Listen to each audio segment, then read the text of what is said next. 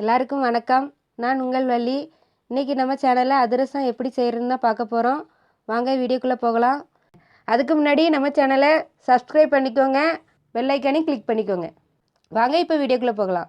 நான் ரேஷன் பச்சரிசி மாவு வச்சு தான் செஞ்சுருக்கேன். உங்களுக்கு எந்த பச்சரிசி மாவு வேணாலும் எடுத்துக்கலாம்.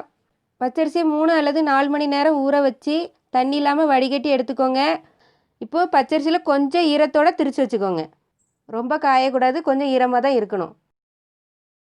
அரைப்படி அல்லது 3/4 கிலோ பச்சரிசி மாவு, 1/2 கிலோ அச்சு வெல்லம், 2 ஸ்பூன் எள்ளு, 1 ஸ்பூன் சுக்குப்பொடி வாசமாக இருக்கும் அதிரசம், அதனால் சேர்த்துருக்கேன்.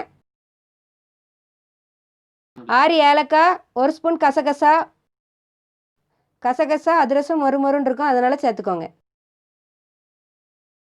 இப்போ இந்த பொருள் எல்லாத்தையும் மாவு கூட சேர்த்துக்கலாம். இப்போ அதிரசத்துக்கு பாகு ரெடி பண்ணிக்கலாம். அடுப்பில் பாத்திரம் வச்சுட்டு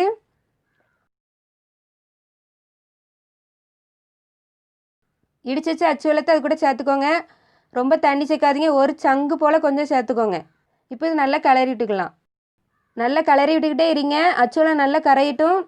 ஒரு கரண்டி அல்லது கட்டையை வச்சு நல்லா அழுத்தி கலக்கி விட்டுக்கிட்டே இருங்க.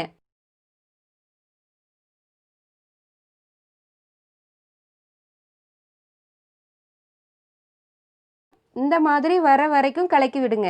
அச்சுவெல்லாம் நல்லா கரைஞ்சதும் 1 நிமிஷம் மட்டும்தான் கொதிக்கணும். அதுக்கு மேலே கொதிக்க விடாதீங்க, மாவு கம்பி பதத்துக்கு போயிடும்.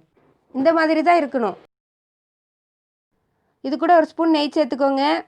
இப்போ இந்த பாகை மாவு கூட ஆட் பண்ணிக்கலாம். கொஞ்சம் கொஞ்சமாக சேர்த்து கிளறி விட்டுக்கோங்க.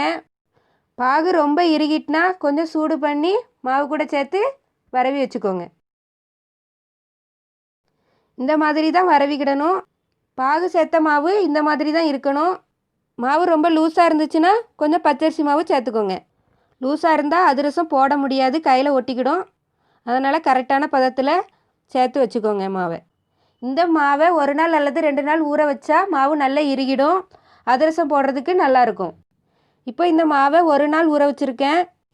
இதை நம்ம அதிரசம் போட்டு எடுத்துக்கலாம்.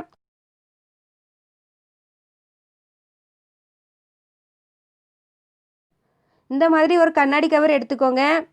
அதில் கொஞ்சம் நெய் தடவிக்கோங்க.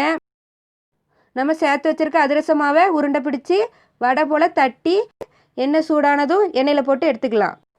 ஒரு 4 அல்லது 5 அதிரச மாவை இதே மாதிரி ரெடி பண்ணி எண்ணெயில் போட்டு எடுத்துக்கலாம். அடுப்பை மீடியம் ஃப்ளேமில் வச்சுக்கோங்க. இந்த மாதிரி ஒரு கம்பியை வச்சு அதிரசத்தை திருப்பி போட்டுக்கோங்க. ரொம்ப நேரம் அதிரசத்தை வேக விடாதீங்க. இப்போது நம்மளுக்கு அதிரசம் ரெடி ஆகிடுச்சு, எடுத்துக்கலாம். இந்த மாதிரி எல்லா மாவையும் போட்டு எடுத்துக்கலாம். இந்த அதிரசத்தை 1 நாள் வச்சு மறுநாள் சாப்பிட்டா சாஃப்டாக இருக்கும். அதிரசம் செய்கிறதுக்கு 2 விஷயந்தான் முக்கியம். 1, பாகு ரொம்ப நேரம் கொதிக்கக்கூடாது. மாவை கரெக்டான பதத்தில் சேர்த்து வச்சுக்கோங்க. இந்த 2ஐயும் கரெக்டாக ஃபாலோ பண்ணால் அதிரசம் சூப்பராக வரும். இப்போ நம்மளுக்கு நல்ல மொறுமொறுன்னு சாஃப்டான அதிரசம் ரெடி ஆயிடுச்சு. இதை உங்கள் வீட்டில் ட்ரை பண்ணி பாருங்கள். எப்படி இருந்துச்சுன்னு கமெண்ட்ஸில் சொல்லுங்கள். இந்த வீடியோ உங்களுக்கு பிடிச்சிருந்தனா லைக் பண்ணுங்கள், ஷேர் பண்ணுங்கள் அண்ட் கமெண்ட் பண்ணுங்கள். உங்கள் ஃப்ரெண்ட்ஸ் அண்ட் ஃபேமிலிக்கு ஷேர் பண்ணுங்கள். இதான் இன்றைக்கி என்னோடய எளிமையான ரெசிபி. இன்னொரு நல்ல ரெசிபியோடு நான் உங்களை சந்திக்கிறேன். அது வரைக்கும் டாட்டா.